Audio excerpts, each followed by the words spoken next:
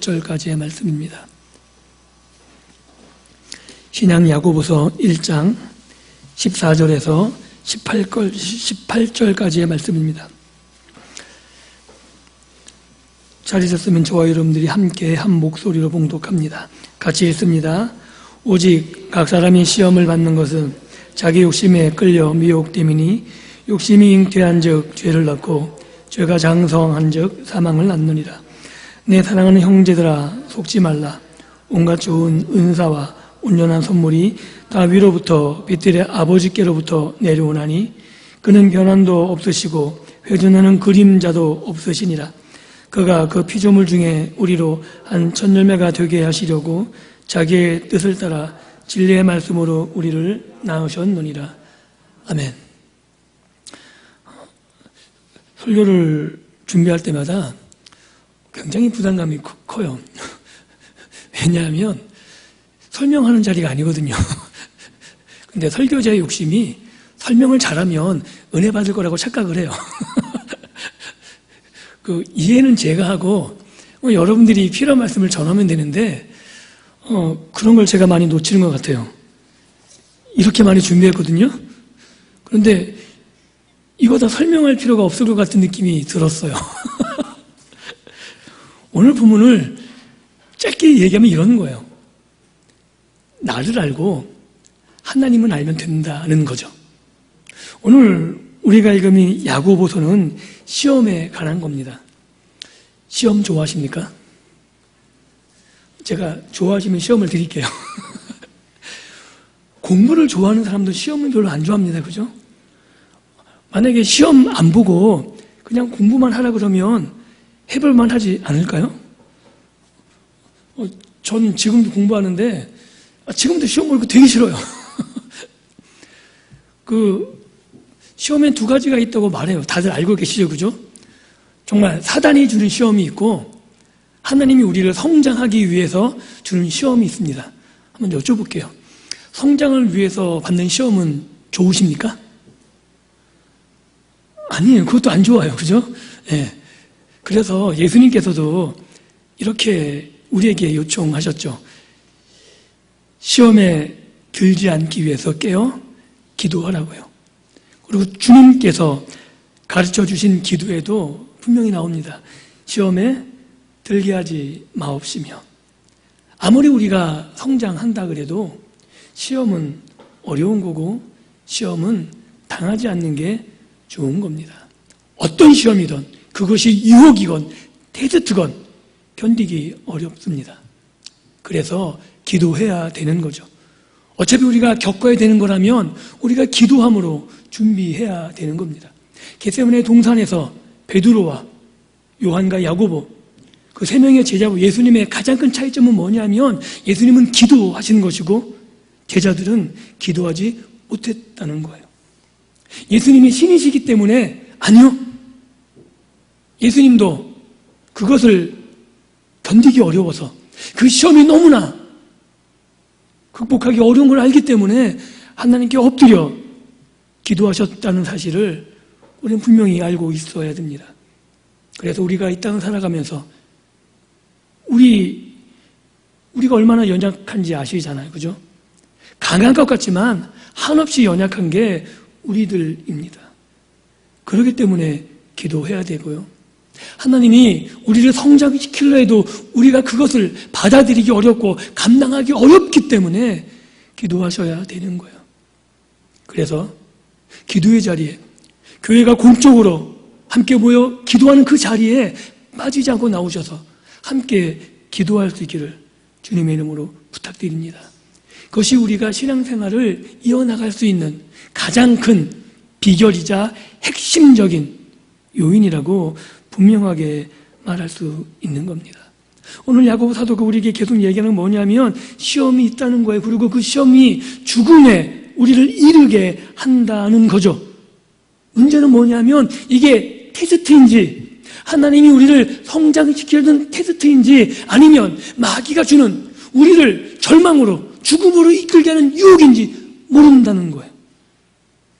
그리고 맨 처음에는 유혹으로 시작했지만 우리가 기도하고 하나님 은혜 가운데 그것이 테스트로 바뀌어질 수도 있는 것이고, 그것이 테스트로 시작됐지만 우리가 우리의 욕심에 이끌려서 우리가 잘못된 길을 선택하면 그것이 죽음으로 이끌어가는 시험이 될 수도 있는 겁니다. 그렇기 때문에 어떤 시험이 오든 간에 우리는 그것을 알 수 없고 그 결말을 우리가 알 수 없기 때문에 기도해야 되는 거죠. 그리고 그런 사람을 내가 만나고 있고 그런 사람을 내가 위로해야 된다면 우리는 조심해야 되는 거예요. 뭘 조심해야 되냐면 우리가 판단자가 되기 쉽거든요. 그래서 내 경험을 가지고 이야기하는데 아닙니다. 시험에 걸려있는 사람들, 지금 시험 가운데 헤매는 사람들의 가장 큰 아픔은 뭐냐 하면 그냥 들어주는 거예요. 코치, 훈계하는 게 아니고 그냥 내가 힘들다는 거를 알아주길 원하는데 야, 이건 이래 저건 이래 안 하니만 못합니다. 시험 가운데 빠진 주위에 성도님들이 있다면 그냥 들어주십시오. 같이 울어주시고 같이 기도해 주십시오. 여러분 그 시험 다 경험해 보셨잖아요. 그래서 내가 당한 것처럼 같이 아파해 주시고 정말 하나님이 은혜를 베푸셔서 그것이 사람을 성장시키는 테스트로 바뀌어져 갈 수 있도록 하나님 은혜 베풀어 달라고 함께 기도해 주셔야 되는 겁니다. 왜냐하면 오늘 야고보 사도가 계속 말하고 있는 것처럼 이 시험의 두 가지 가장 큰 원인, 나를 모르고 하나님을 모르기 때문에 발생한 거거든요. 자신이 있는 것처럼 생각하기 쉬워요. 내가 성경을 많이 알고 내가 기도를 많이 하고 내가 하나님께 헌신하면은 어떤 시험이든 막상 와도 내가 넉넉히 이길 것 같거든요. 그리고 나는 내 욕심을 잘 제어할 수 있는 것 같고 내 스스로 하나님과 교제가 두터워서 하나님이 능히 나를 보호하시고 내가 하나님 앞에 달려나가기 때문에 이 시험쯤은 이길 것 같다고 생각하는데 그렇지 않습니다. 한번 곰곰이 솔직하게 이야기해보죠. 왜 기도하십니까? 정말 우리의 신앙의 성숙 때문에 기도하십니까? 그거보단 욕심 채우기 위해서 기도할 때가 많지 않으신가요? 우리의 기도나 우리의 신앙 성숙도 곰곰이 잘 씹어보면 정말 하나님의 은혜 가운데 나아가기보다는 잘 되기 위해서 여러분 제가 가끔 이런 농담을 하는데 죄를 많이 지면 헝구맥스가 늘어나요. 이해되세요? 왜냐하면 헝구부로 때우고 싶거든요. 그렇게라도 하세요. 교회는 유지되니까 좋아요. 그런데 그걸로 우리의 신앙은 자라가지 않습니다. 왜냐하면 하나님은 나를 너무나 잘 아시거든요. 하나님이 우리를 테스트하는 게 아닙니다. 하나님 주신 연단, 우리를 성장시키는 그 연단도 시작은 내 욕심에 이끌려서 시작되는 거예요. 아십니까? 하나님의 은혜가 아니면 그 내 욕심에 이끌린 그 시험이 절망과 멸망으로 사단의 유혹 때문에 하나님의 관계가 끊어지는 곳으로 나가겠지만 하나님이 은혜로우셔서 자비로우셔서 그 우리의 욕심을 하나님의 테스트로 바꾸어 내시는 거예요. 깨닫게 하시고 목사님의 설교를 통해서 지적하시고 알게 하시고 그래서 우리가 그것을 내 연약함을 발견하게 되고 내 욕심을 발견하게 되고 그래서 엎드리고 회개하며 주 앞에 돌아오게 되는 거죠. 그래서 그 유혹이 하나님의 연단으로 바뀌어져 가고 우리가 성장해 가면서 하나님의 은혜가 얼마나 큰지 알게 되는 겁니다. 오늘 우리가 읽은 본문 15절 너무나 유명한 구절이죠. 욕심이 잉태한 즉 죄를 낳고 죄가 장성한 즉 사망을 낳느니라. 이게 좀 더 쉽게 하면 이런 거예요. 욕심이 결박한 즉 죄가 되고 죄가 포박한 즉 사망이 된다. 즉 욕심이 뭘 잡아채는 거예요. 그리고 그게 잡아채지면 빠져나갈 수 없어요. 그 길을 계속 가는 거죠. 시편 1편에 나온 복 있는 사람은 악인의 길을 따르지 않고 죄인의 길에 서지 않고 오만한 자리에 앉지 않는 것.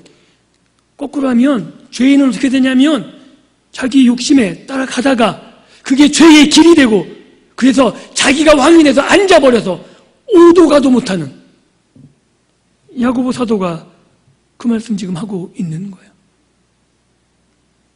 근데 그 시작이 어디냐면 하나님이 아니라 나로부터 시작되는 거예요. 내 욕심이 내 방향성을 결정하게 된다는 거죠. 그래서 내가 얼마나 죄성이 가득한 인정하셔야 돼요. 견물생심 무슨 말인지 아시죠? 무슨 말이죠? 보면 가고 싶은 거예요. 어른은 체면이 있으니까 그거 못하는 거지. 애들 보세요. 애들 보면 어떻게 돼요? 좋은 거 보이면 딱 집어서 안 놓잖아요. 그거 뺏으면 어떻게 돼요? 울고불고 난리가 나요. 그게 내 모습이라고요. 인정하십니까? 내가 커서 체면 때문에 못하는 거지 실제로 남이 뭐 갖고 있으면 배 아프지 않으신가요? 그래서 우리나라 속담에 사촌이 땅을 사면 뭐가 아프다고요? 배가 아프다고요. 이거를 송기로 목사님이 이렇게 해석했어요. 사촌이 땅을 사면 배가 아픈 이유가 똥을 싸가지고 거름을 줘서 잘되게 하려고 그런다고. 그건 정말 웃기는 얘기고요. 그게 아니면 너무 잘 아시죠? 우리 인간이 얼마나 내 중심으로, 내 욕심으로, 내 배를 불리기 위해서 살아가는지 직시해야 되는 거라고 말하고 있는 겁니다. 욕심이 어떻게 보면 우리의 삶의 원동력이 될 수 있어요. 욕심이 없으면 경제활동도 되지 않고요. 욕심이 없으면 가정을 위해서 일할 거 없죠. 우리 아이들이 조금 더 나은 삶을 살기 위해서 내가 노후에 조금 더 편안한 삶을 위해서 그런 욕심 때문에 일하고 계시지 않으신가요? 우리 교회가 하나님 앞에 조금 더 나았기 위해서 우리 교회가 이 지역을 섬기기 위해서 말씀을 배우지 않으시나요? 그것도 욕심이라면 욕심인 거죠. 어떻게 보면 이 욕심은 굉장히 가치 중립적인 거예요.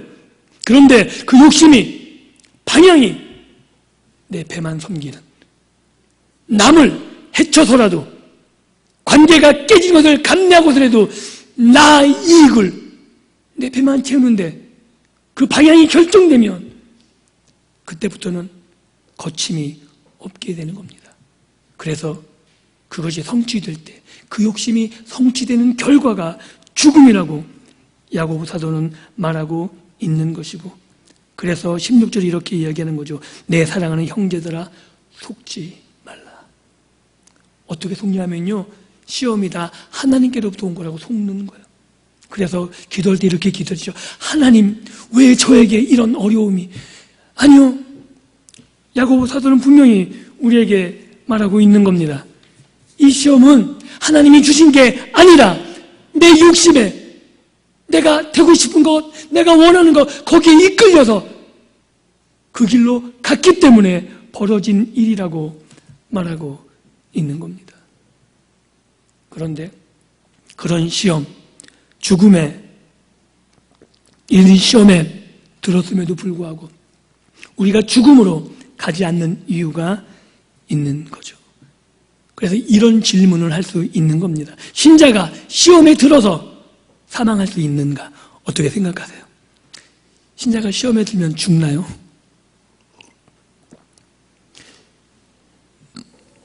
만약에 시험에 들어서 하나님의 관계가 끊어지고 죽는다면 우리는 곰곰이 생각해 봐야 돼요. 내가 교회를 계속 다녀야 되는가? 왜냐하면 하나님이 능력이 없는 거거든요. 아니 내 욕심도 하나님 나를 컨트롤 못하면서 나도 하나 이해 못하시고 나도 하나 다루지 못하시는 그런 신이라면 뭐터로 믿어요? 왜냐면 완전히 운에 맡기는 거잖아요. 그런 하나님은 필요가 없는 거죠.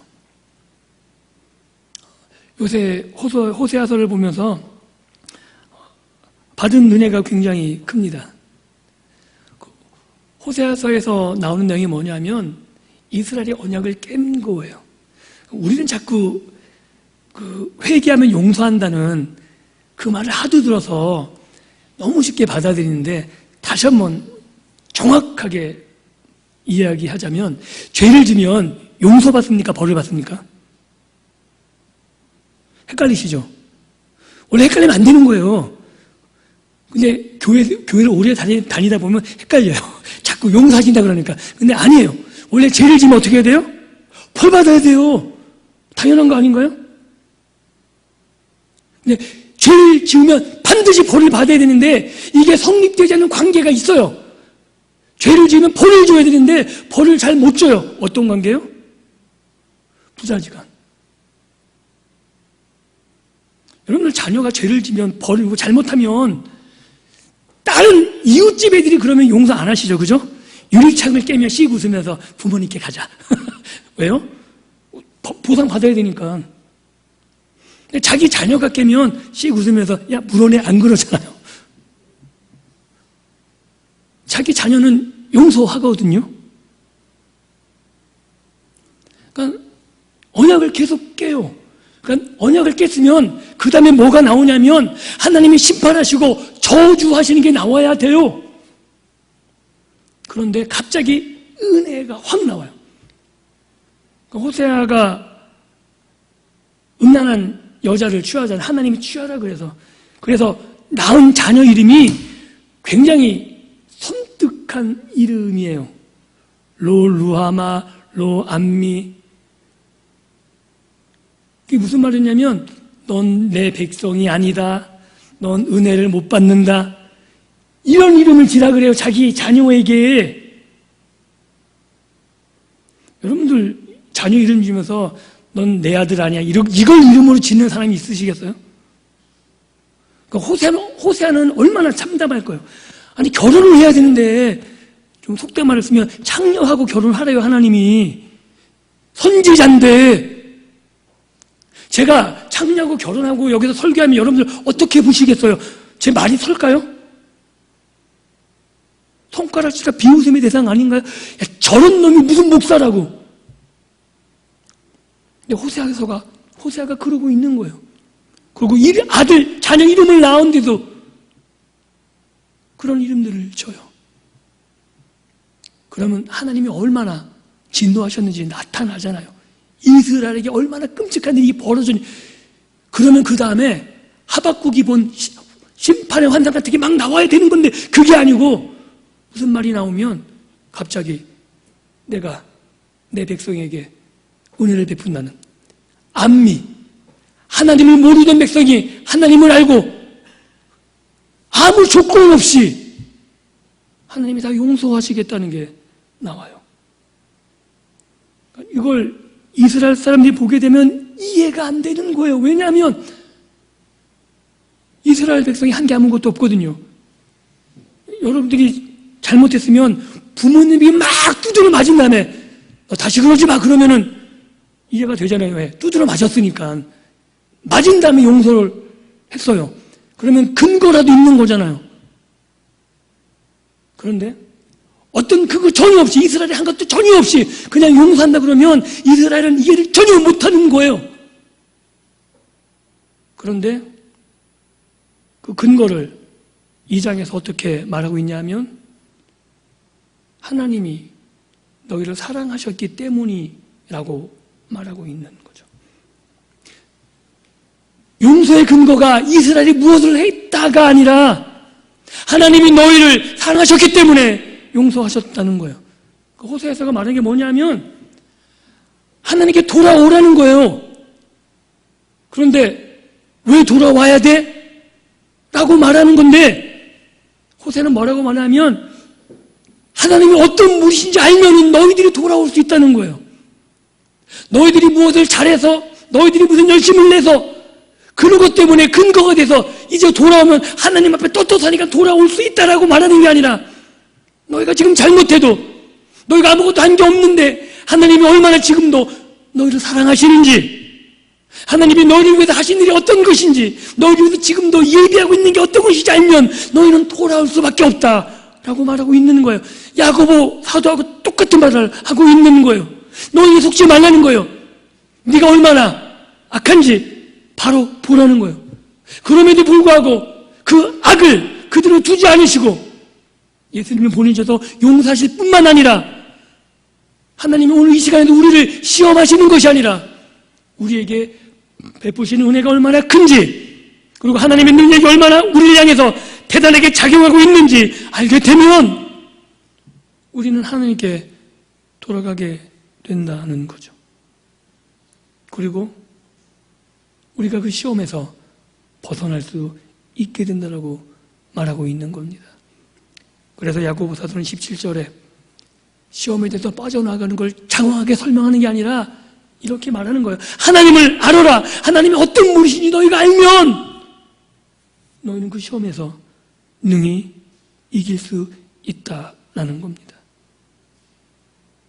오늘 우리가 이 땅을 살아가면서 수많은 어려움과 시험에 당면하게 되는데 그 모든 시험은 나로부터 시작되는 것을 우리가 인지할 수 있을 뿐만 아니라 우리가 하나님이 어떤 분이신지 분명히 알게 되면 그 시험을 넉넉하게 이길 수 있다라고 말하고 있는 거죠.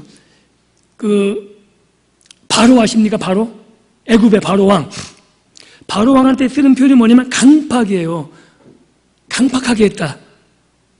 그래서 우리는 자꾸 어떻게 이해하냐면 하나님이 바로를 완악하게 만든 것처럼 자꾸 오해하는데 아니에요. 강팍의 의미 뭐냐면 그냥 노터치. 하나님이 바로를 전혀 터치하지 않은 상태. 그러면 강팍해지는 거라고요. 아십니까?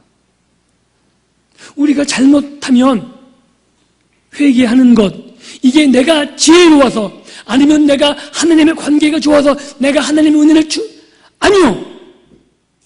내가 잘못을 깨닫는 것, 내가 잘못했다고 주의 전에 나와서 회개하는 것, 이것은 내 신앙심이 좋아서가 아니라 하나님이 우리를 터치하셨기 때문이라고요. 야고보 사도는 그 점을 계속해서 강조하고 있는 겁니다. 제가 청년들이나 주일학교 학생들을 가르칠 때마다 가장 많이 이야기하는 것, 특별히 처음 교회 오는 성도들에게 물어보는 게 있어요. 기도할 때 혹시 장로님들, 권사님들 기도 들어보셨냐고 그럼 그렇대요. 그러면은 하나님 아버지께서 기도하실 때 발걸음을 인도하셔도 교회로 나오게 하시고 감사한다고, 그게 이해되시냐고 물어본다고요. 여러분들 여쭤볼게요. 여러분들 하나님이 인도하셔도 지금 여기 오셨습니까? 여러분 발로 오셨습니까? 뭐예요? 여러분 발로 온 거잖아요. 그죠? 근데 기도할 때는 어떻게 기도하세요? 저 제 발로 왔습니다. 그렇게 기도하세요? 그 기도, 하나님이 정말 인도하셨다는 기도가 이해가 되십니까? 정말 말로 그렇게 하는 게 아니라 내가 그 시험을 극복한 게 내 능력이 아니라 하나님의 은혜입니다. 지금 내가 돈을 벌고 내 노력과 내 시간을 다 투자해서 이만큼 벌었는데 그것이 내 능력이 아니라 그 모든 것이 하나님이 나에게 주신 것입니다라고 고백하실 수 있으십니까?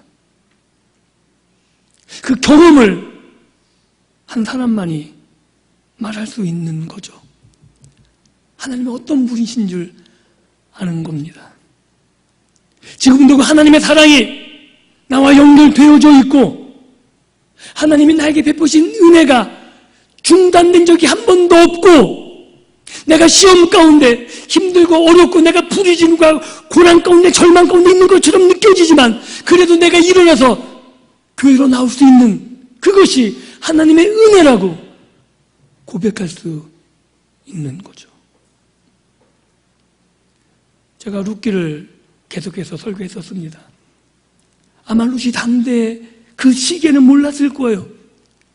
어떻게 그런 우연들이 계속 벌어졌는지를, 말도 안 되는 일들이 어떻게 일어날 수 있었는지를. 그런데 그가 보아스를 통해서, 나오미를 통해서, 그리고 하나님을 온전히 자신의 하나님으로 고백하고 경험했을 때는 알게 됐겠죠. 눈에 보이지 않았지만 내 하나님으로 고백한 적이 없는 어머니 때문에 알게 된 하나님이지만 그 하나님이 나를 받아주신 것이구나. 나오미와 보아스가 아니라 하나님이 나를 받아주신 것이고 그들을 통해서 하나님이 나에게 많은 은혜를 베풀고 계시는구나 고백하지 않았을까요? 그게 오늘 저와 여러분들의 고백이 되어야 되는 겁니다. 우리의 욕심 때문에 죄를 낳고 장성에서 사망으로 갈 수밖에 없는 그런 존재인 나를 아무 이유 없이 연고 없이 사랑하셔서 그 아들을 보내서 죽이시고 내 모든 악과 죄를 그 아들 예수에게 다 옮기셔서 나를 구원하시고 내가 하나님의 백성으로 내가 예수님의 제자라고 헌신한다고 결심하고 다짐하면서도 내 욕심에 이끌려 하나님보다 내 배를 채우기에 급급한 그 순간에도 나를 버리지 아니하시고 나를 붙잡으셔서 계속해서 하나님의 사람으로 인도하시는 그 은혜를 고백하게 된다면 17절 이해가 되는 거예요. 온갖 좋은 은사와 온전한 선물이 다 위로부터 빛들의 아버지께로부터 내려오나니 하나님은 우리에게 나쁜 것을 주신 적이 없는 거예요. 믿으십니까? 다시 한번 말씀드리지만 우리에게 어려움이 닥치는 그 모든 상황들 하나님께로부터 온 것이 없습니다. 하나님은 언제나 우리에게 가장 좋은 것을 예비하고 계시죠. 그리고 우리가 그것을 받아 누릴 수 있도록 우리를 연단시켜 나가는 겁니다. 3살, 2살 그 아이에게 뭘 줄 수 있겠어요? 다치지 않고 상하지 않는 장난감이나 먹을 만한 것도 가려서 주잖아요. 그런데 그 아이가 커서 익숙해지면 재료를 다듬을 수 있는 주방 기구들을 줄 것이고 마음껏 멀리 갈 수 있는 자동차를 줄 것이고 성장하면 성장할수록 얻어지는 게 많잖아요. 그래서 그것을 잘 다룰 수 있도록 어떻게 해야 돼요? 성장시켜야 되잖아요. 하나님께서 우리에게 온갖 것들 위로부터 주시는 온갖 은사와 모든 것들을 주길 원하세요. 방언과 치유의 은사 못 주시겠냐고요. 주면은 위험해지거든요. 혹시 이것만 하고 마칠게요. 할렐루야 김계하 원장 아십니까? 유명했어요. 그분이 맨 처음에는 얼마나 겸손했는지 몰라요. 자기에게 오는 사람은 거의 죽을 만한 사람이 와서 100에 한두 명 남는다고. 내가 한 게 아니라 하나님이 하신 거라고. 그렇게 시작한 사람이에요. 그런데 몇 년 전에 어떻게 하는지 아세요? 흰 옷 입고 날개 달고 철사 달고 왔다 갔다 했다면서 자기 얼굴 씻은 물 먹으면 낫는다고 별짓 다 해요.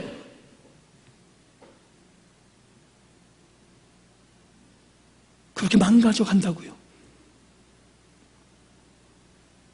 하나님이 우리를 성장시키는 것, 우리에게 주고 싶은 은사와 은혜가 너무나 많은데 우리가 그것을 받아 누리면, 우리가 그것을 감당하지 못한다면 하나님이 주실 수 없는 겁니다. 그렇기 때문에 내가 이 땅에 살아가면서 내 삶의 지경만을 넓히는 게 아니라 내게 베푸시는 하나님의 은혜의 그릇도 넓혀 가셔야 됩니다. 그리고 그것의 크기에 따라서 우리가 세상을 보는 시각도 달라지는 거죠. 예전에는 돈이 그렇게 중요하고 명예가, 집의 평수가 중요할지 모르겠지만 정말 하나님의 은혜가 뭔지 알게 되면 그게 아무것도 아닌 거예요. 그렇기 때문에 그것이 나에게 주어져도 내가 이상한 대로 빠지지 않는 거죠.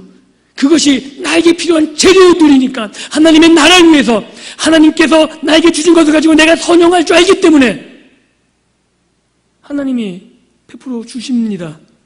그리고 그것을 가지고 내가 교만할 것도 없는 것은 그것은 내 것이 아니라 하나님 것이고 내가 하나님의 나라를 위해서 사용하도록 하나님 나에게 잠시 맡겨두는 것을 알기 때문에 교만할 이유가 전혀 없어요.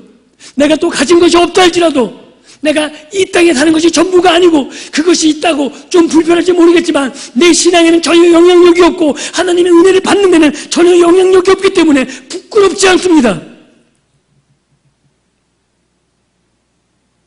무엇을 주시던 내가 어떤 상황이 있던지 간에 사도 바울의 고백이 나의 고백이 될 수 있는 거죠.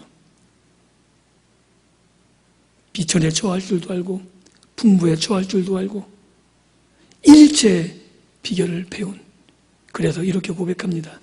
내게 능력 주시는 자 안에서 내가 모든 것을 할 수 있느니라. 지금 야고보 사도가 이 고백을 이 서신을 읽고 있는 모든 독자들에게 고백하기를 바라는 마음입니다.